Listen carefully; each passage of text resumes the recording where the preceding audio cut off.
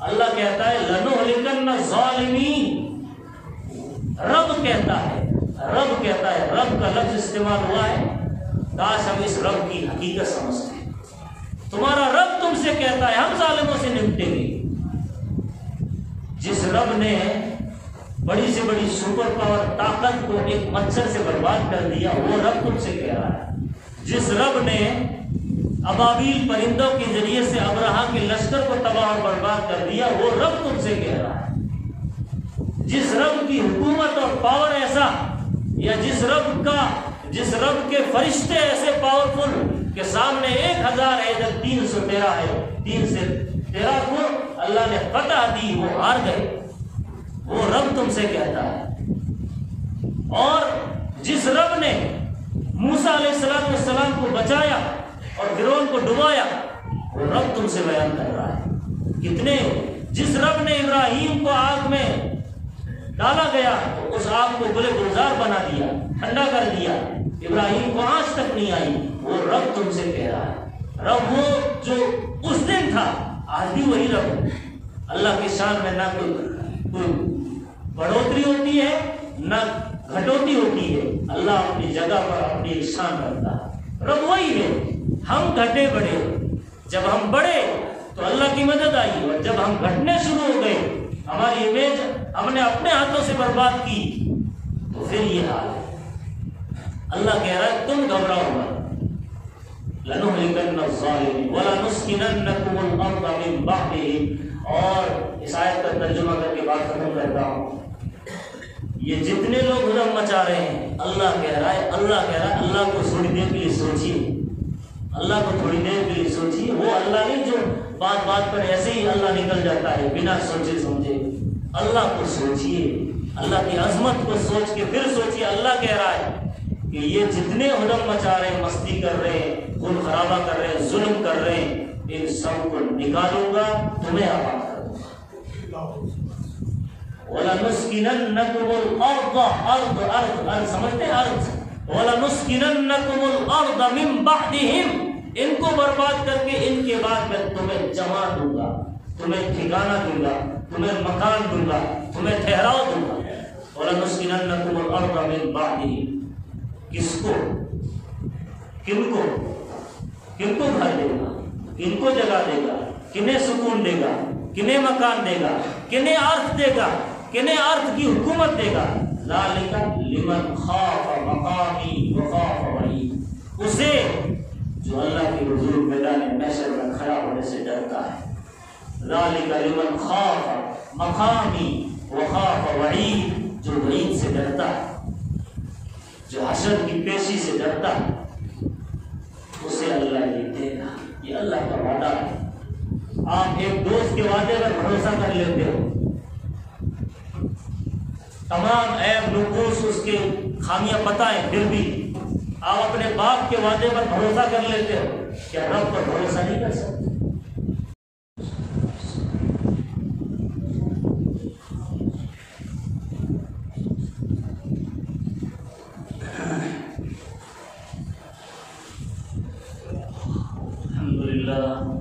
الحمدللہ وحدہ والصلاة والسلام علی من لا نبی بعدہ۔ اعوذ باللہ من الشیطان الرجیم، بسم اللہ الرحمن الرحیم۔ وَإِذَا أَرَدْنَا أَن نُهْلِكَ قَرْيَةً أَمَرْنَا مُتْرَفِيهَا فَفَسَقُوا فِيهَا فَحَقَّ عَلَيْهَا الْقَوْلُ فَدَمَّرْنَاهَا تَدْمِيرًا۔ وقال الله تبارك وتعالى: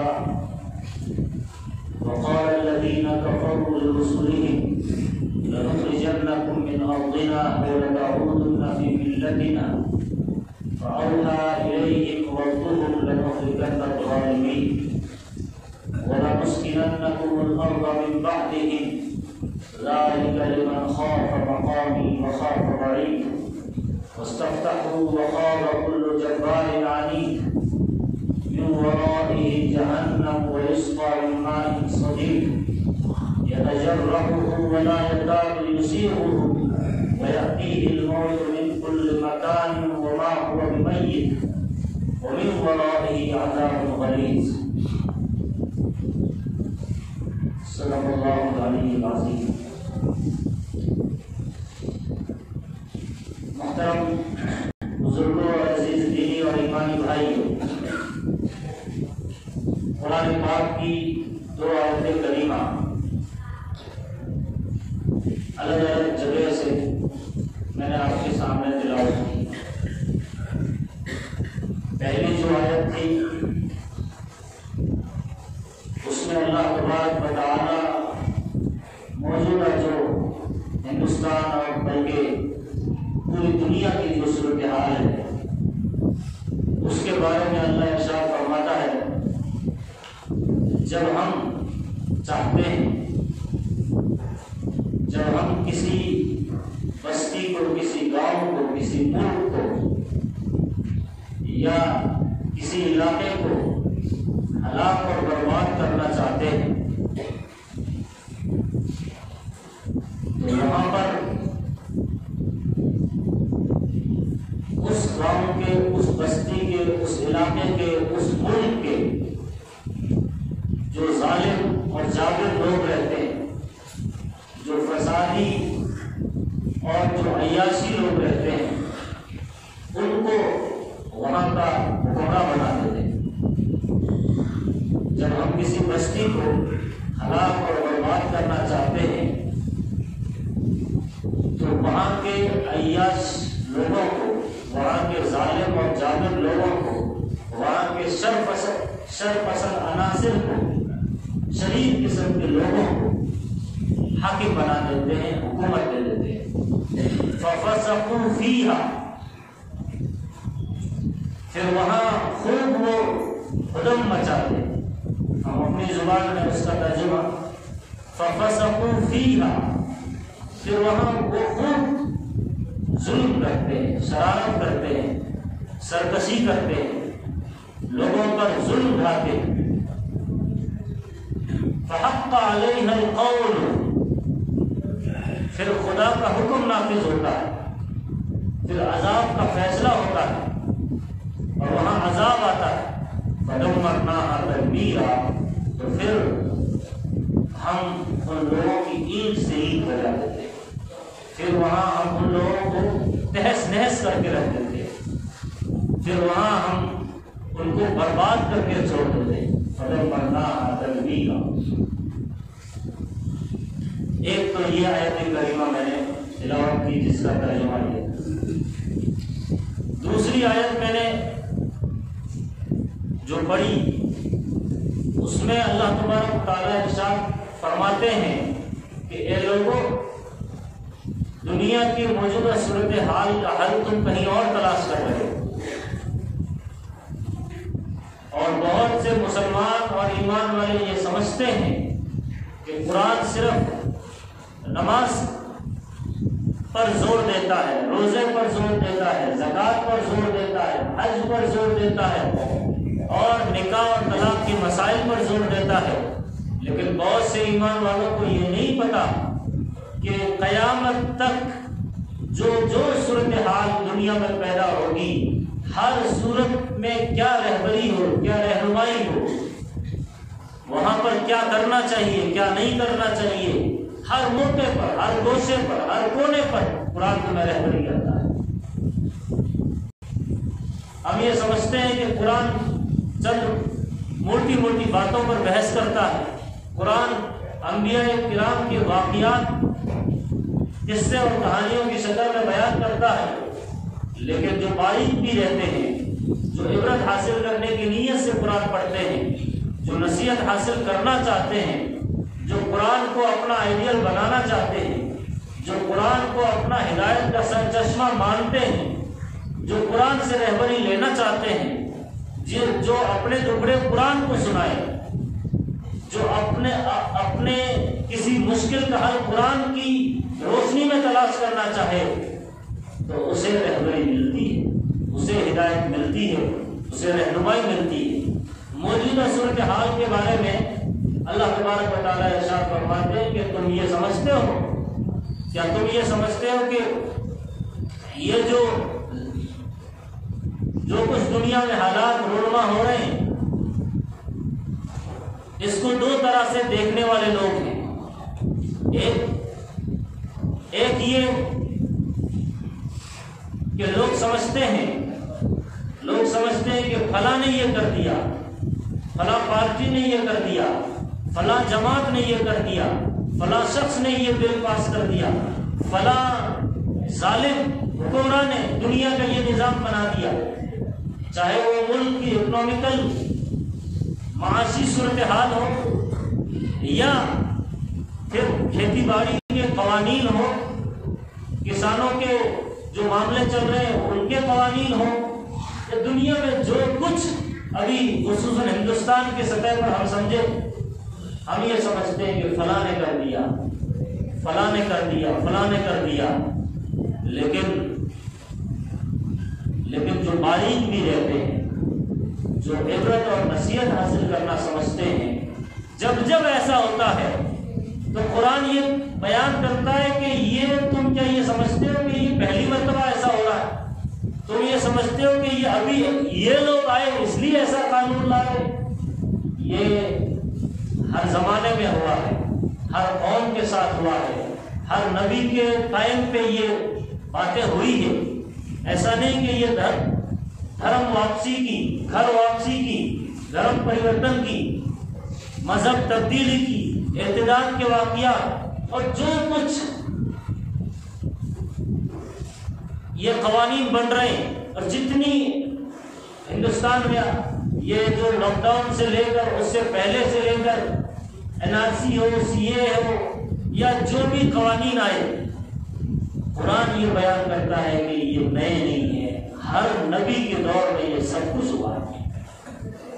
لیکن ہم سمجھے تو صحیح، ہم قرآن کو پڑھتے ہیں صرف قرآن خوانی کے لیے، ہم قرآن کو نعوذ باللہ یوں کہیے کہ استعمال کرتے ہیں اور چھوڑ دیتے ہیں، جیسے کہتے ہیں نا یوز اینڈ تھرو۔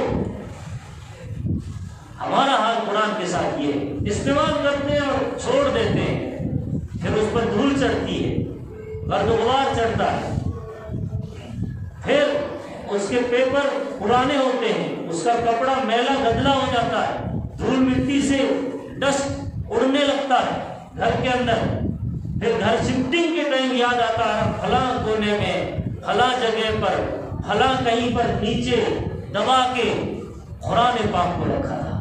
پھر وہ کسی بیٹے کو یا کسی بچے کو یا کسی بھائی کے ذریعے سے گھر والے مسجد میں بھیجتے ہیں، بھائی لے جاؤ مؤذن صاحب کے حوالے کر دو، یا تو ندی میں ڈال دے یا جلا دے، یا مسجد میں کوئی لوگ استعمال کرتے ہو تو استعمال کر لے، کیونکہ ہم دوسری جگہ شفٹ ہو رہے ہیں، اب یہ قرآن ہمارے ساتھ، یہ کیونکہ نیا گھر ہے، وہاں نیا لیں گے، نئی ترتیب بنائیں گے، نیا سوچیں گے۔ جو اس طرح جیتے ہو وہ اگر خوب ہلم مچائے، خوب ریلیاں کرے، خوب آوازیں اٹھائے، خوب سوشل میڈیا پر اس کا بازار گرم کر دے، کچھ نہیں ہونے والا۔ وہ خون کے آنسو روئے نا تب بھی کچھ نہیں ہونے والا ہے، جب تک ہمارا معاملہ قرآن کے ساتھ یہ۔ ہمارا حال تو یہ ہونا چاہیے تھا، جیسے میں پانی کے لیے الگ سے اسپیشل نل لگاتا ہوں، کنیکشن لگاتا ہوں، صاف ستھرا پانی آئے، پینے کا پانی الگ، برتن کپڑے دھونے کا پانی الگ، ہر چیز کے لیے سیپریٹ ہم اسپیشل چیزیں گھر میں رکھتے ہیں، پارٹی کے لیے الگ جوتے، گھر کے لیے الگ جوتے، آفس کے لیے الگ جوتے، کپڑوں کا یہ معاملہ، گھر کا یہ معاملہ۔ تو قرآن کے لیے یہ کیوں نہیں ہے؟ نکاح کے لیے وہ میں اس سورہ کو پڑھوں گا، گھر شفٹنگ کے لیے اس سورہ کو پڑھوں گا، مسجد میں جاؤں گا نماز کے ٹائم وہ سورہ پڑھوں گا، جمعے کے دن فلاں سورت پڑھوں گا، رات کو سونے سے پہلے وہ پڑھوں گا، صبح اٹھوں گا تو وہ پڑھوں گا۔ بچوں پر اگر دم کرنا ہو، گھر سے باہر بھیجنا ہو، حالات باہر بہت خراب ہیں، میرے بچے باہر جائیں گے، نظر بد لگ جائے گی یا کچھ ہو جائے گا تو میں فلاں سورت فلاں آیت ان پر پڑھوں، یہ کیوں نہیں ہوتا؟ روزانہ کی روٹین بنتی ہے جیسے ہماری دوسری چیزوں کے لیے بنتی ہے۔ قرآن کا تو یہ مقام ہے کہ یہ آپ کے لیے زندگی ہے، اس کو زندگی کا پانی کہا گیا۔ جیسے جینے کے لیے پانی ضروری، روٹی ضروری، ایسے قرآن ضروری ہے۔ کسی بہت بڑے غالباً کسی صحابی یا تابعی کا قول ہے، لیکن یہ قول ضرور ہے، لو اردت ان تعرف قدرک عند اللہ، اگر آپ دیکھنا چاہتے ہو کہ اللہ تم کو کس نگاہ سے دیکھتے ہیں، اگر یہ دیکھنا چاہو کہ اللہ کی نظر میں تم پیارے ہو یا نہیں ہو، اللہ کی نظر میں تم محبوب ہو یا نہیں ہو، اللہ تمہارا کتنا خیال رکھ رہے یا نہیں رکھ رہے، اگر تم اپنے آپ کو یہ پرکھنا چاہتے ہو کہ اللہ کی کیا نظر عنایت تم پر ہو رہی ہے، تو تم یہ دیکھو کہ تمہاری نظر میں قرآن کی کیا اہمیت ہے، اور پتہ چل جائے گا کہ تمہاری حیثیت اللہ کی نظر میں کیا ہے۔ اللہ کا کلام ایسا کلام ہے جس کی خوبیوں کی کوئی انتہا نہیں، جس کے فضائل کو کوئی گن نہیں سکتا، یہ اتھا سمندر ہے جس کا کوئی کنارہ نہیں۔ ہم اس میں حل تلاش کریں، ہم نے کیا ہی نہیں۔ ابلاغ بقیہ تمام ایکٹیویٹیز کر لیجئے، جب تک آپ کے گھروں میں بچے بچے پر، بچی بچی کی زبان پر قرآن کا ورد نہیں ہوگا، نہ گھروں میں برکت آ سکتی ہے، نہ گھروں میں چین آ سکتا ہے، نہ سکون آ سکتا ہے۔ اسی لیے نکاح کے موقع پر قرآن کی خاص آیات ہے، اور کوئی لین دین کر رہے اس کے لیے خاص آیات ہے، نماز کے لیے خاص آیات ہے، لیکن ہر آیات کے پیچھے آگے اور پیچھے جو اسٹیمپ لگتا ہے، جو سکہ لگتا ہے، جو مہر لگتا ہے، اس میں یہ کہا جاتا ہے یا ایھا الذین آمنوا اتقوا اللہ۔ آپ نے سنا ہوگا اتقوا اللہ، اتقوا اللہ، اللہ سے ڈرو، شروع میں بھی، آخر میں بھی، اور بیچ میں کچھ مسائل بیان کیے جاتے ہیں۔ یہ کیوں بیان کیا جاتا ہے کہ تمہارے اندر دینداری ہوگی، تمہارے اندر تقویٰ پرہیزگاری ہوگی، تمہارے اندر اللہ کا ڈر اور خوف ہوگا، تمہارے پاس قرآن کی تلاوت ہوگی۔ قرآن جب پڑھو تو آپ کے رونگٹے کھڑے ہونے چاہیے۔ عذاب کا واقعہ آئے سامنے تو کہیں ایسا نہ ہو کہ یہ واقعہ مجھ سے بات کر رہا ہے، مجھ سے تو اس کا کنیکشن نہیں ہے، اور کوئی رحمت والی آیت آئے تو اللہ سے اس رحمت کی امید میں وہ آیت پڑھے۔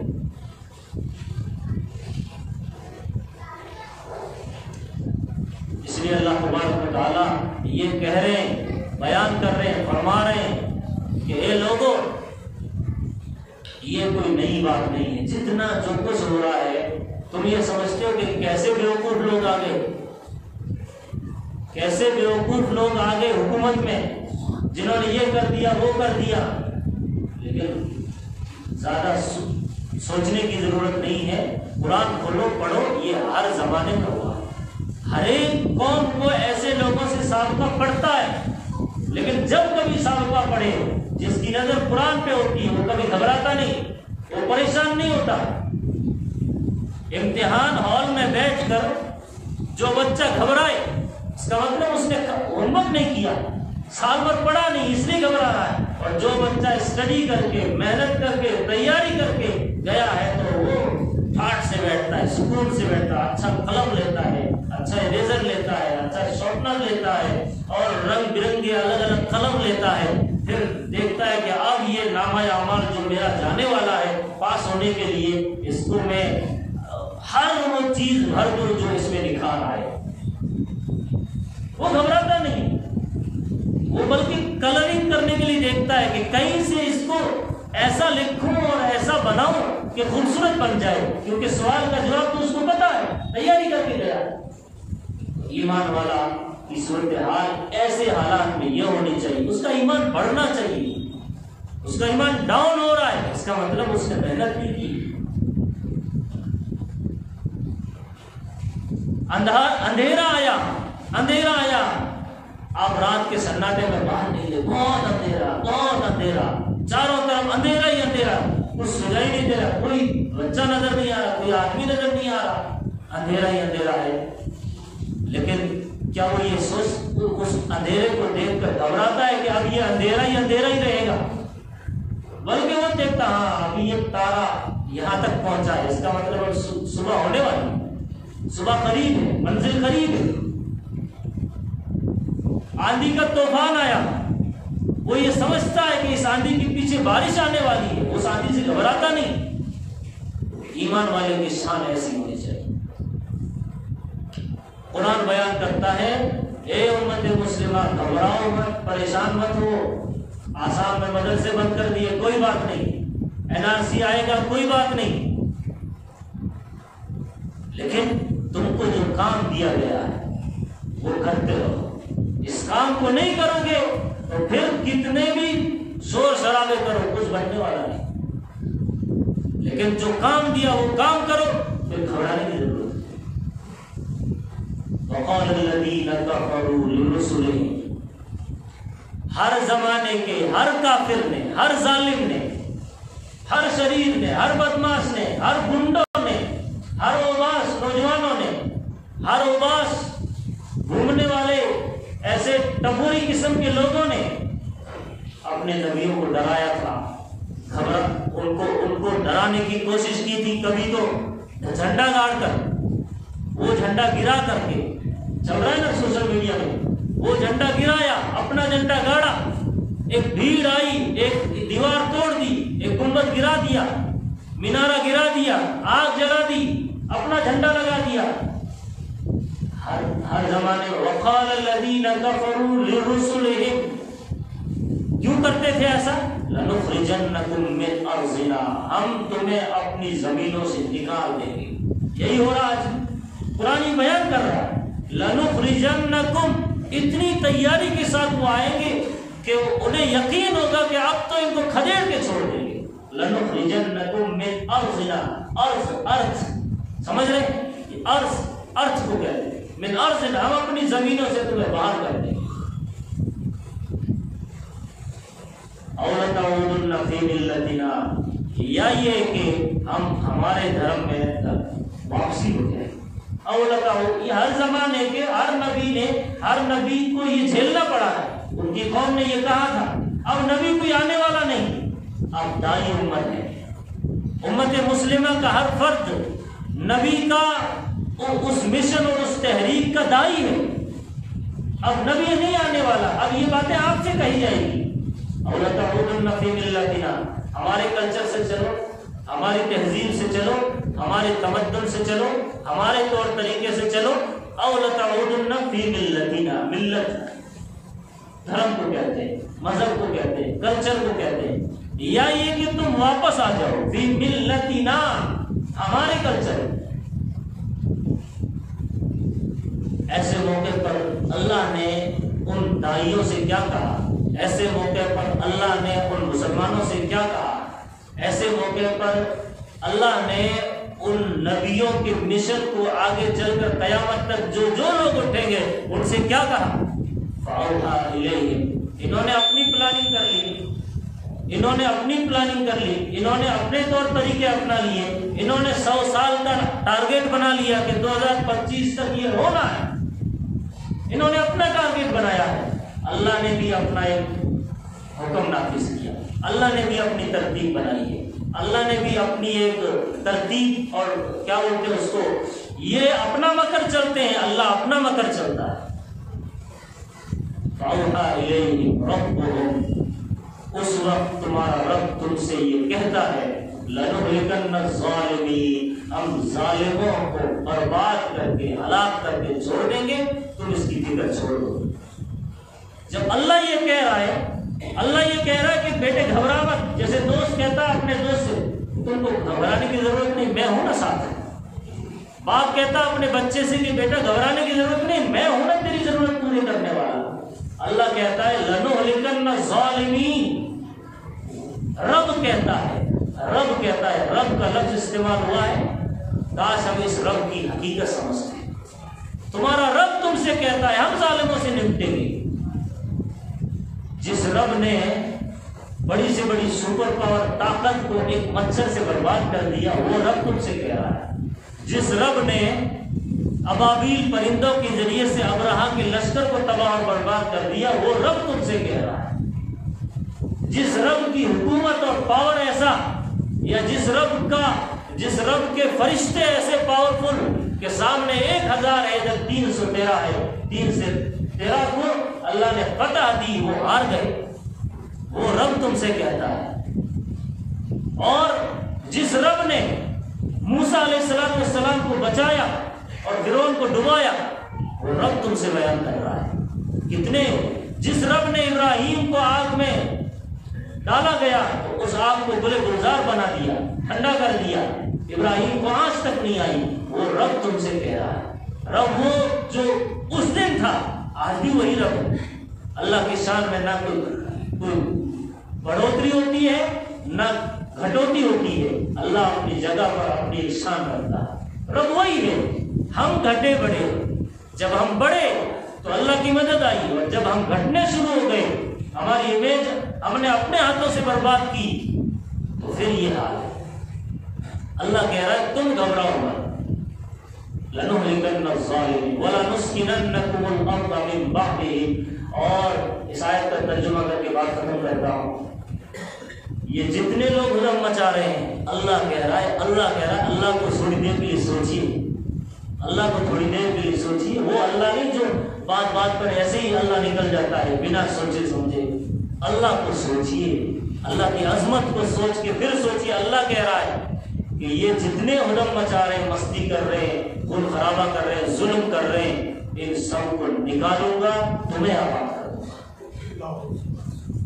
وَلَنُسْكِنَنَّكُمُ الْأَرْضَ، ارض سمجھتے ہیں ارض، وَلَنُسْكِنَنَّكُمُ الْأَرْضَ مِن بَعْدِهِمْ، ان کو برباد کر کے ان کے بعد میں تمہیں جمع دوں گا، تمہیں ٹھکانہ دوں گا، تمہیں مکان دوں گا، تمہیں ٹھہراؤ دوں گا۔ وَلَنُسْكِنَنَّكُمُ الْأَرْضَ مِن بَعْدِهِمْ، کس کو، کن کو گھر دے گا، کن کو جگہ دے گا، کنہیں سکون دے گا، کنہیں مکان دے گا، کنہیں ارض دے گا، کنہیں ارض کی حکومت دے گا۔ ذَلِكَ لِمَنْ خَافَ مَقَامِي وَخَافَ وَعِيدِ، اسے جو اللہ کے حضور میدان محشر میں کھڑا ہونے سے ڈرتا ہے۔ ذَلِكَ لِمَنْ خَافَ مَقَامِي وَخَافَ وَعِيدِ، جو وعید سے ڈرتا ہے، جو حشر کی پیشی سے ڈرتا ہے، اسے اللہ یہ دے گا۔ یہ اللہ کا وعدہ ہے۔ آپ ایک دوست کے وعدے پر بھروسہ کر لیتے ہو، تمام عیب نقوص اس کے خامیاں پتہ ہیں، پھر بھی آپ اپنے باپ کے وعدے پر بھروسہ کر لیتے ہو، کیا رب پر بھروسہ نہیں کر سکتے؟ اللہ کہہ رہا ہے کہ ہم دیں گے، ہم یہ کریں گے، لیکن کسے؟ ذَلِكَ لِمَنْ خَافَ مَقَامِي وَخَافَ وَعِيدِ۔ اور اس کے آگے جو آیات ہے انشاءاللہ اگلے زمانے میں اس کو کنٹینیو کروں گا۔ اللہ سے دعا ہے اللہ سب کو قرآن کی روشنی میں عبرت اور نصیحت حاصل کرنے کی ہم سب کو توفیق عطا فرمائے۔